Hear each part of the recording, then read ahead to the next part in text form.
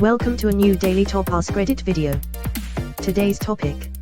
What is a public figure or artist who has done horrible things but that people continue to follow or listen?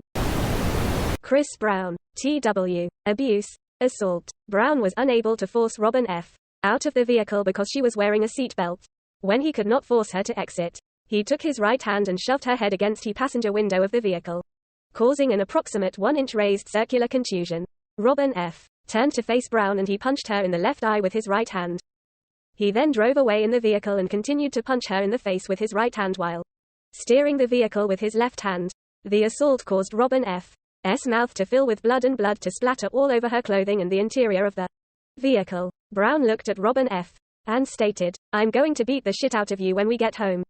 You wait and see." Single quote. The detective said Robin F. then used her cell phone to call her personal assistant Jennifer Rosales, who did not answer. Robin F. pretended to talk to her and stated, "I'm on my way home. Make sure the police are there when I get there." Single quote. After Robin F. faked the call, Brown looked at her and stated, "You just did the stupidest thing ever. Now I'm really going to kill you." Single quote. Brown resumed punching Robin F. and she interlocked her fingers behind her head and brought her elbows forward to protect her face. She then bent over at the waist, placing her elbows and face near her lap in an attempt to protect her face and head from the barrage of punches being levied upon her by Brown. Brown continued to punch Robin F. on her left arm and hand, causing her to suffer a contusion on her left triceps. That was approximately 2 inches in diameter and numerous contusions on her left hand. Robin F. then attempted to send a text message to her other personal assistant, Melissa Ford. Brown snatched the cellular telephone out of her hand and threw it out of the window onto an unknown street. Brown continued driving and Robin F. observed his cellular telephone sitting in his lap. She picked up the cellular telephone with her left hand and before she could make a call he placed her in a headlock with his right hand and continued to drive the vehicle with his left hand. Brown pulled Robin F. close to him and bit her on her left ear. She was able to feel the vehicle swerving from right to left as Brown sped away. He stopped the vehicle in front of 333 North June Street and Robin F. turned off the car, removed the key from the ignition and sat on it. Brown did not know what she did with the key and began punching her in the face and arms. He then placed her in a headlock, positioning the front of her throat between his bicep and forearm. Brown began applying pressure to Robin F.'s left and right carotid arteries, causing her to be unable to breathe and she began to lose consciousness. She reached up with her left hand and began attempting to gouge his eyes in an attempt to free herself. Brown bit her left ring and middle fingers and then released her. While Brown continued to punch her, she turned around and placed her back against the passenger door. She brought her knees to her chest, placed her feet against Brown's body and began pushing him away. Brown continued to punch her on the legs and feet, causing several contusions. Robin F. began screaming for help and Brown exited the vehicle and walked away. A resident in the neighborhood heard Robin F.'s plea for help and called 911, causing a police response. An investigation was conducted and Robin F. was issued a domestic violence emergency protective order. Is capable of committing another violent crime towards women. Edit. Added trigger warning to the top. I love the fact that every time someone brings up what a shitwad Chris Brown is, someone else will post this whole thing. It should be this way. Nobody should forget what a POS abuser he is. Karrueche Tran's restraining order against him just ended in 2020.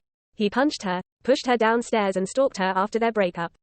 Meanwhile, he had fathered a child during their relationship. He also had the audacity to comment on a fan post about her being the one that got away. He's an extreme asshole. She's no longer alive, but Coco Chanel is still seen by many as a cultural and fashion icon. But my gosh, was she a nasty piece of work. During her life she sold her failing business to the Jewish Wertheimer family, who built it into a successful and profitable perfume house. She then turned them into the Nazis and had their assets seized and transferred back to her as a pure Aryan, achieving sole ownership of the company.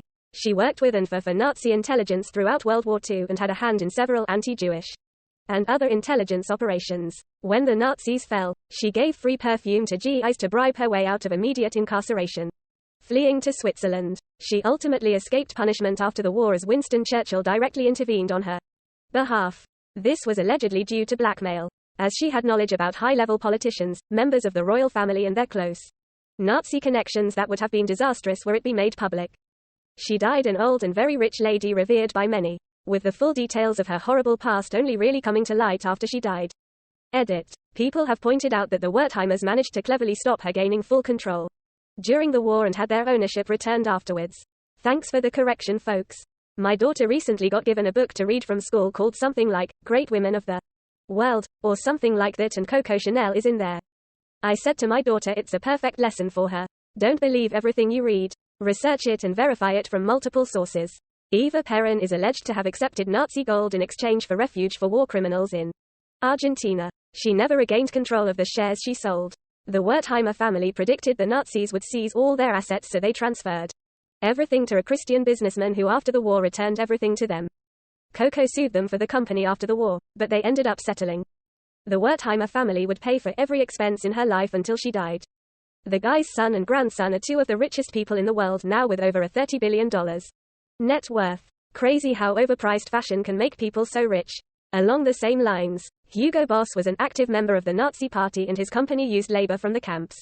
He made the uniforms for the SS and the Wehrmacht.